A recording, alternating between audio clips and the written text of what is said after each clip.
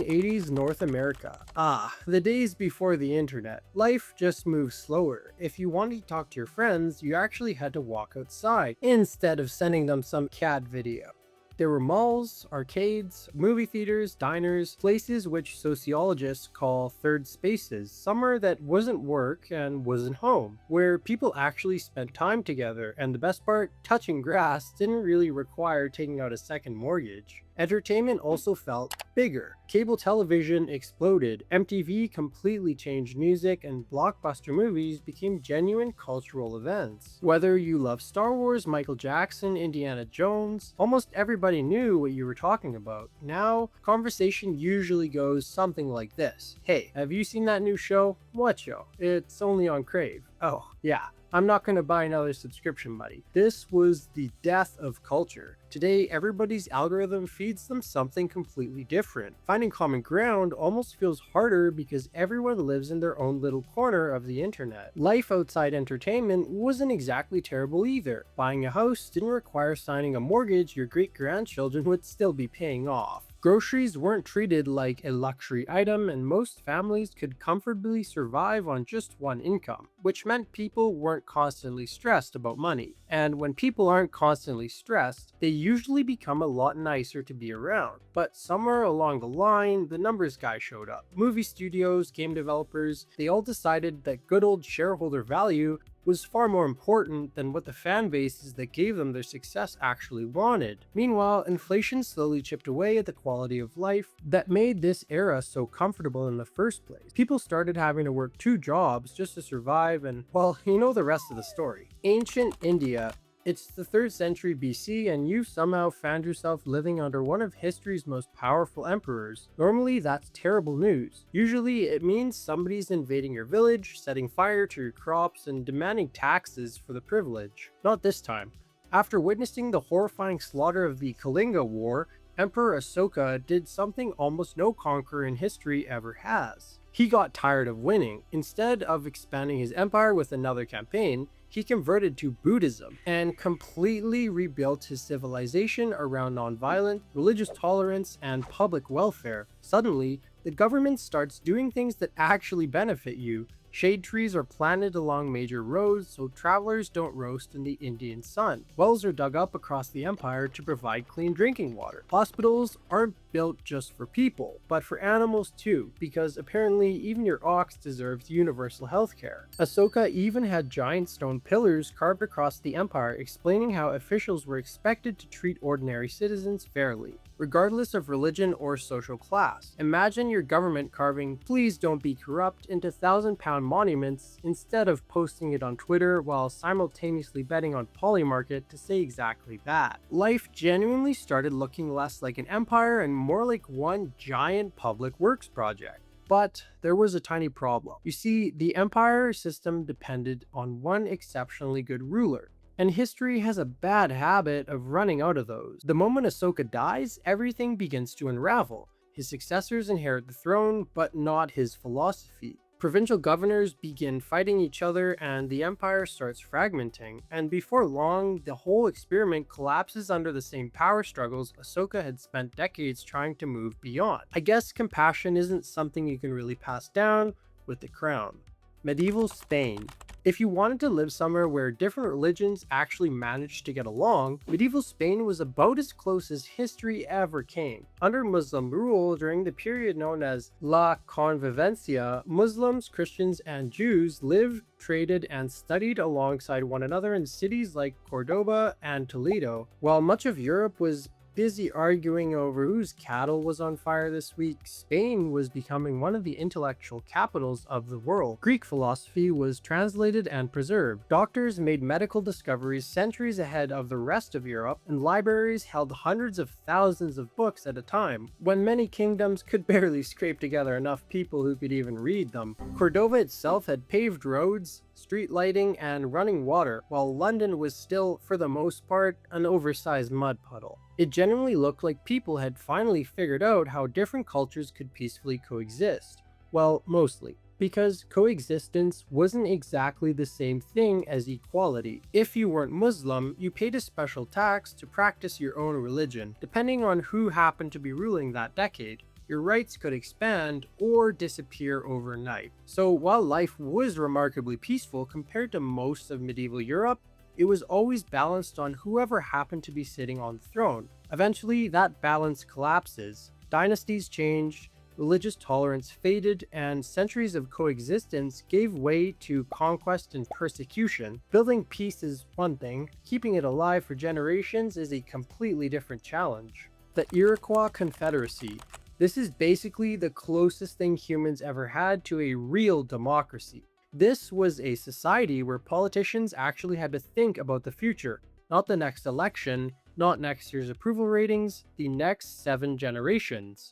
That's exactly how the Iroquois Confederacy operated. Long before Europeans ever arrived in North America, 6 nations came together under something called the Great Law of Peace. Rather than one tribe ruling everybody else, power was shared between the nations, and major decisions were reached through consensus instead of brute force. Clan mothers held enormous political influence, selecting and removing chiefs whenever they believed someone was no longer acting in the community's best interests. Imagine your local politician knowing that they could be fired by Meemaw for having a smooth brain. Every major decision was supposed to consider how it would affect people 7 generations into the future. For centuries, this actually worked remarkably well. But self-sabotage is a human nature. Peace inside the Confederacy didn't automatically mean peace with everybody else. And once European colonization accelerated, the entire balance began to fall apart. Disease devastated populations before communities had even met a European face to face. Settlers pushed farther inland,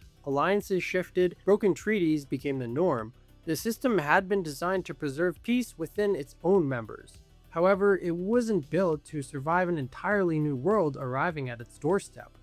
Early 1900s Uruguay. If I asked you which country built one of the world's first modern welfare states, Uruguay probably isn't the first place that would come to mind. But maybe it should be, because during the early 1900s, President Jose Ordóñez transformed this tiny South American nation into one of the most progressive societies on Earth. Workers received an 8-hour workday, decades before much of the rest of the world, but you actually saw the fruits of your labor. Public education became free, pensions were introduced, the government separated church and state, expanded women's rights, and even abolished the death penalty. For a while, Uruguay even earned the nickname the Switzerland of South America. And honestly, it wasn't hard to see why.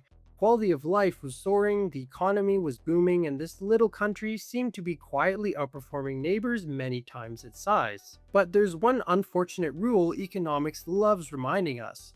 Good times are easy when the money keeps flowing. Uruguay's prosperity depended heavily on exporting beef and wool to the rest of the world, which worked brilliantly. Until it didn't. The problem was that all that generosity was funded largely by this export economy, and export economies are just like my girlfriend, famously moody. When global demand dropped, government revenue fell with it. The welfare programs became harder to sustain, political instability crept in, and eventually military dictatorships replaced much of that stability that had made the country so successful in the first place. Turns out, building a generous society is one thing, funding it is another. The Paris Commune. It's 1871. France has just lost the Franco-Prussian War, Paris is in chaos, and instead of waiting for politicians to sort everything out, the people decide to run the city themselves. For just over 2 months, ordinary working-class Parisians take control of one of Europe's largest cities, creating one of history's boldest political experiments. Almost immediately, things started changing. Elected officials are paid the same as ordinary workers, and suddenly becoming a politician isn't a shortcut to getting rich. Labor unions and relief organizations on a scale France had never seen before. And perhaps best of all, months of unpaid rent that had piled up during the war, gone, cancelled overnight. Instead of spending years trying to climb out of the debt, thousands of families are simply given a fresh start. For a very brief moment, it genuinely looked like an entire city might prove that ordinary people could successfully govern themselves. But as always, something had to happen. The French government wasn't exactly thrilled about losing all its capital. Paris experimented with a new society. The National Army was gathering just outside the city. Then came what history remembers as the Bloody Week. Government troops stormed Paris street by street, barricade by barricade, crushing the Commune in just a matter of days. Thousands were killed.